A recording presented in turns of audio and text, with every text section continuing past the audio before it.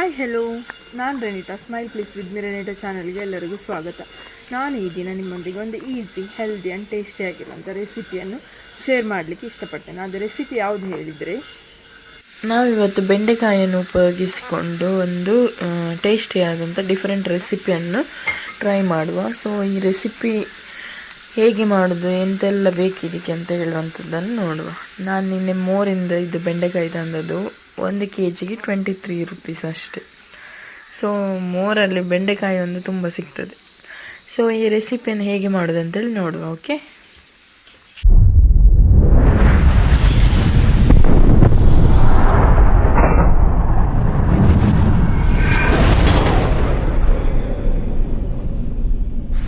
So ನಾನು ಇವತ್ತಿನ ರೆಸಿಪಿಯನ್ನು ಮಾಡಲಿಕ್ಕೆ ಇಲ್ಲಿ ಬೆಂಡೆಕಾಯಿಯನ್ನು ತಗೊಂಡಿದ್ದೇನೆ. ಒಂದು ಅರ್ಧ ಕಿಲೋ ಆಗುವಷ್ಟು ಬೆಂಡೆಕಾಯಿ ಇಲ್ಲಿ ಉಂಟು.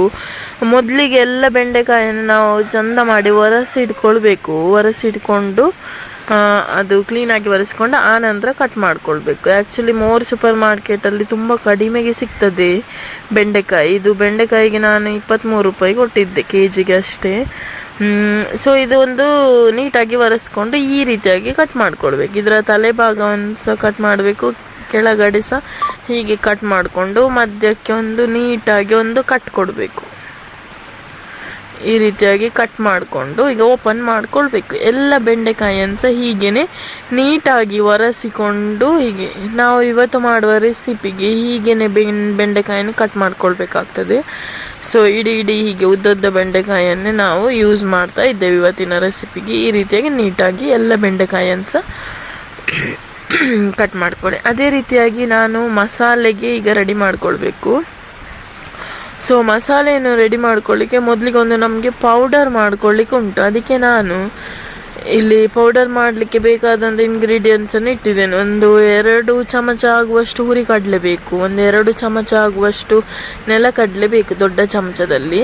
ಅದೇ ರೀತಿಯಾಗಿ ಒಂದು 4 ರಿಂದ 5 ಮೆಣಸು, ಒಂದು ದೊಡ್ಡ ಸ್ಪೂನ್ ಕೊತ್ತಂಬರಿ ಬೀಜ, 1 ಸ್ಪೂನ್ ಜೀರಿಗೆ. ಮತ್ತು ಸಾಸಿವೆಯನ್ನು ನಾವು ಇದನ್ನು ಪುಡಿ ಮಾಡಿಕೊಳ್ಳುವಾಗ ಹಸಿಯಾಗಿ ಹಾಕೊಳ್ಳುವ, ಫ್ರೈ ಮಾಡೋದು ಬೇಡ. ಅದು ಗ್ಯಾಸ್ಟ್ರಿಕ್ ಏನಾದರೂ ಸಮಸ್ಯೆ ಇದ್ದರೆ ಹಸಿ ಸಾಸಿವೆ ಪದಾರ್ಥಕ್ಕೆ ಹಾಕಿದರೆ ಸ್ವಲ್ಪ ಒಳ್ಳೆಯದಾಗ್ತದೆ. ಇದೆಲ್ಲವನ್ನು ನಾನು ಒಂದು ಬಾಣಲೆಗೆ ಹಾಕ್ಕೊಂಡು ಇದನ್ನು ಫ್ರೈ ಮಾಡ್ಕೊಳ್ತಾ ಇದ್ದೇನೆ. ಎಣ್ಣೆಯನ್ನು ಹಾಕಲಿಲ್ಲ, ಹಾಗೆಯೇ ಫ್ರೈ ಮಾಡ್ಕೊಳ್ತಾ ಇದ್ದೇನೆ. ಇದನ್ನು ಫ್ರೈ ಮಾಡುವಾಗ ನಾವು ಸ್ವಲ್ಪ ಕರಿಬೇವು ಸೊಪ್ಪನ್ನು ಸಹ ಹಾಕ್ಕೊಂಡು ಒಂದು ಸ್ವಲ್ಪ ಪರಿಮಳ ಬರಲಿಕ್ಕೆ ಸ್ಟಾರ್ಟ್ ಆಗ್ತದೆ. ಅಲ್ಲಿವರೆಗೆ ಚಂದ ಮಾಡಿ ಇದನ್ನು ಸ್ವಲ್ಪ ಫ್ರೈ ಮಾಡ್ಕೊಳ್ಬೇಕು. ಇದಾದಮೇಲೆ ಇದನ್ನು ನಮಗೆ ಪುಡಿ ಮಾಡ್ಕೊಳ್ಳಿಕ್ಕೆ ಉಂಟು. ಒಂದು ಸಣ್ಣ ಮಿಕ್ಸರ್ ಜಾರಿಗೆ ಹಾಕ್ಕೊಂಡು ಇದೆಲ್ಲವನ್ನು ಸಹ ಅದಕ್ಕೆ ಸ್ವಲ್ಪ ಸಾಸಿವೆ ಸಹ ಹಾಕ್ಕೊಂಡು ಇದನ್ನು ಒಂದು ಸ್ವಲ್ಪ ಪುಡಿ ಮಾಡ್ಕೊಳ್ವ ನಾವು, ಆಯಿತಾ. ಪುಡಿ ಆದ ಮೇಲೆ ನೋಡ್ಬೋದು ನೀವು ಈ ರೀತಿಯಾಗಿ ಪುಡಿ ಆಗ್ತದೆ. ನಾನು ಈಗ ಇನ್ನೊಂದು ಕಡಾಯಿಯಲ್ಲಿ ಬಣಾಲಿಯಲ್ಲಿ ಎಣ್ಣೆ ಹಾಕಿದ್ದೇನೆ. ಒಂದು 2 ಚಮಚ ಆಗುವಷ್ಟು ತೆಂಗಿನ ಎಣ್ಣೆ ಹಾಕ್ಕೊಂಡಿದ್ದೇನೆ. ಅದಕ್ಕೆ ಒಂದು ಕರಿಬೇವು ಸೊಪ್ಪು ಸಹ ಹಾಕ್ಕೊಂಡೆ ಒಗ್ಗರಣೆಗೆ. ಅದೇ ರೀತಿಯಾಗಿ ನಾವೇನು ಪುಡಿ ಮಾಡಿ ಇಟ್ಕೊಂಡಿರ್ತೇವೆ ಆ ಮಿಕ್ಸರನ್ನು ಸಹ ಅದಕ್ಕೆ ಹಾಕ್ಕೊಂಡು ನೀಟಾಗಿ ನಾವು ಫ್ರೈ ಮಾಡ್ಕೊಳ್ಬೇಕು. ಲೋ ಫ್ಲೇಮಲ್ಲಿ ಒಂದು 2, 3, 4 ನಿಮಿಷ ಇದನ್ನು ಚಂದ ಮಾಡಿ ಫ್ರೈ ಮಾಡ್ಕೊಳ್ಬೇಕು. ಅದು ಆದಮೇಲೆ ಸ್ವಲ್ಪ ಖಾರ ಕಡಿಮೆ ಅಂತೇಳಿ ಅನಿಸಿತು ನನಗೆ. ಅದಕ್ಕೆ ನಾನು 1 ಸ್ಪೂನ್ನಷ್ಟು ಮೆಣಸಿನ ಹುಡಿ ಹಾಕ್ಕೊಂಡೆ.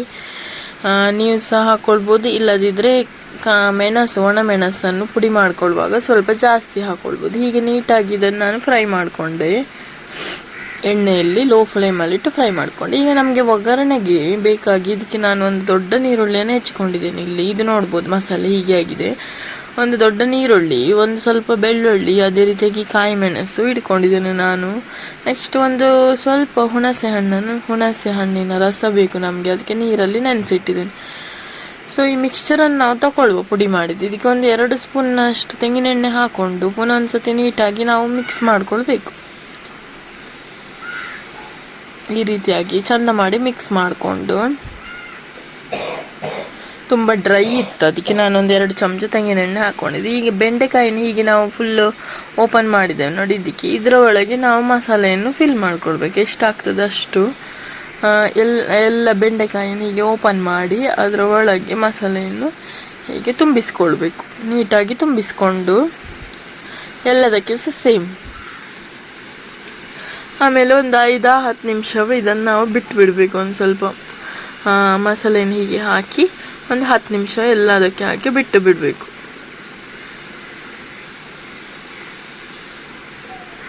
ಓಕೆ ಇದೆಲ್ಲದಕ್ಕೆ ನೋಡ್ಬೋದು ನೀವು ಈ ರೀತಿ ಫಿಲ್ ಮಾಡ್ಕೊಂಡು ಎಲ್ಲದನ್ನು ಫಿಲ್ ಮಾಡ್ಕೊಂಡು ಒಂದು 10 ನಿಮಿಷ ಬಿಟ್ಟೆ. ಇದಾದ ನಂತರ ಒಂದು ಕಡಾಯಿ ತಗೊಂಡೆ, ಅದಕ್ಕೆ ಸ್ವಲ್ಪ ಎಣ್ಣೆ ಹಾಕ್ಕೊಂಡೆ.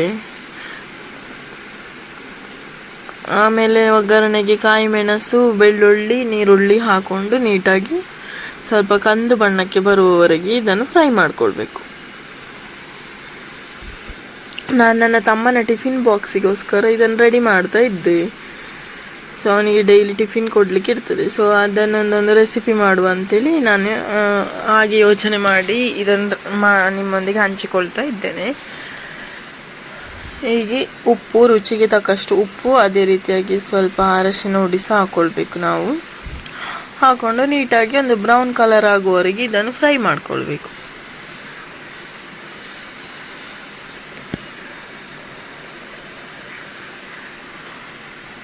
ಇದೀಗ ಫ್ರೈ ಆಗ್ತಾ ಬಂತು. ಇದಕ್ಕೆ ಇನ್ನು ನಾವು ಬೆಂಡೆಕಾಯಿ ರೆಡಿ ಮಾಡಿ ಇಟ್ಕೊಂಡಿದ್ದೇವೆ, ಅದನ್ನು ಹಾಕ್ಕೊಳ್ಬೇಕು. ಒಂದು ಸ್ವಲ್ಪ ದೊಡ್ಡ ಪಾತ್ರೆಯಲ್ಲಿ ಮಾಡಿದರೆ ಸ್ವಲ್ಪ ಮಿಕ್ಸ್ ಮಾಡಲಿಕ್ಕೆ ಒಳ್ಳೆಯದಾಗ್ತದೆ. ಹೀಗೆ ಹಾಕ್ಕೊಂಡು ನೀಟಾಗಿ ಪಕ್ಕಡಿ ಇಟ್ಕೊಂಡು ಸ್ವಲ್ಪ ದೊಡ್ಡ ಪಾತ್ರೆ ಇದ್ದರೆ ಇನ್ನು ಚೆಂದ ಮಾಡಿ ಮಿಕ್ಸ್ ಮಾಡ್ಬೋದಿತ್ತು. ಲೋ ಫ್ಲೇಮಲ್ಲಿ ಹೀಗೆ ಸ್ವಲ್ಪ ಹೊತ್ತು ಎಣ್ಣೆಯಲ್ಲಿ ಫ್ರೈ ಮಾಡಿಕೊಡುವ ಬೆಂಡೆಯನ್ನು ಸಹ. ನೀರೆಂತ ಹಾಕೋದು ಬೇಡ. ಈಗ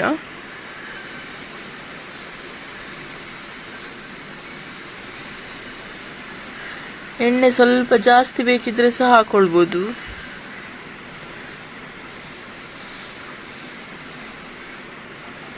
ಒಂದು 5 ನಿಮಿಷ ಲೋ ಫ್ಲೇಮಲ್ಲಿ ಹೀಗೇ ಕೈ ಆಡಿಸ್ತಾ ಇಟ್ಟೆ. ಈ ರೀತಿಯಾಗಿ ಆಯಿತು. ಇದಾದ ನಂತರ ನಾವು ಹುಣಸೆ ಹಣ್ಣನ್ನು ನೆನೆಸಿಟ್ಟಿದ್ದೇವಲ್ಲ, ಅದನ್ನು ಹಾಕ್ಕೊಳ್ಬೇಕು. ಅದನ್ನು ಹಾಕ್ಕೊಂಡು ಪುನಃ ಒಂದು ನೀಟಾಗಿ ಮಿಕ್ಸ್ ಮಾಡಿ, ಉಪ್ಪು ನೋಡಿಕೊಂಡು, ಉಪ್ಪು ಕಡಿಮೆ ಆಗಿದ್ರೆ ಉಪ್ಪನ್ನು ಹಾಕ್ಕೊಂಡು ಈ ರೀತಿಯಾಗಿ ಸ್ವಲ್ಪ ಬೇಯಲಿಕ್ಕೆ ಬಿಡಬೇಕು. ಅದು ಆದಮೇಲೆ ನೀವು ನೋಡ್ಬೋದು ಇಲ್ಲಿ ಆಲ್ಮೋಸ್ಟ್ ಬೆಂಡೆಕಾಯಿ ಪದಾರ್ಥ ರೆಡಿಯಾಗಿದೆ. ಸುಕ್ಕ ಎಂತ ಹೆಸರು ಕೊಡೋದು ಗೊತ್ತಿಲ್ಲ. ಇದು ಬೆಂಡೆಕಾಯಿಂದ ಮಾಡಿದಂಥ ಒಂದು ಸ್ಪೆಷಲ್ ಆದಂಥ ಒಂದು ರೆಸಿಪಿ ರೆಡಿಯಾಗಿದೆ. ಸೊ ನೀವು ಸಹ ಒಂದ್ಸತಿ ಮನೆಯಲ್ಲಿ ಟ್ರೈ ಮಾಡಿ. ನಾನು ಅದು ಡ್ರೈ ಇತ್ತಲ್ವ, ಹಾಗೆ ನನ್ನ ತಮ್ಮನಿಗೆ ಟಿಫಿನಿಗೆ ಇಲ್ಲಿ ಮೊಸರು ತೆಕ್ಕರೆ ಮತ್ತು ನೀರುಳ್ಳಿ, ಕಾಯಿ ಮೆಣಸೆಲ್ಲ ಹಾಕ್ಕೊಂಡು ಒಂದು ಮಜ್ಜಿಗೆ, ಮೊಸರು ಹಾಕ್ಕೊಂಡು ಒಂದು ಸಲಾದನ್ನು ರೆಡಿ ಮಾಡಿದೆ. ಅದೇ ರೀತಿಯಾಗಿ ವೈಟ್ ರೈಸ್ನೊಂದಿಗೆ ಬೆಂಡೆಕಾಯಿ ಗೊಜ್ಜು, ಅದೇ ರೀತಿಯಾಗಿ ಸಲಾದ್, ವೈಟ್ ರೈಸ್. ಇದು ನನ್ನ ಇವತ್ತಿನ ತಮ್ಮನಿಗೆ ನಾನು ಮಾಡಿದ ಲಂಚ್ ಬಾಕ್ಸ್. ಸೊ ನೀವು ಸಹ ಟ್ರೈ ಮಾಡಿ. ವಿಡಿಯೋನ ಎಂಡವರೆಗೆ ನೋಡಿದ್ದಕ್ಕೆ ಥ್ಯಾಂಕ್ ಯು ಸೋ ಮಚ್.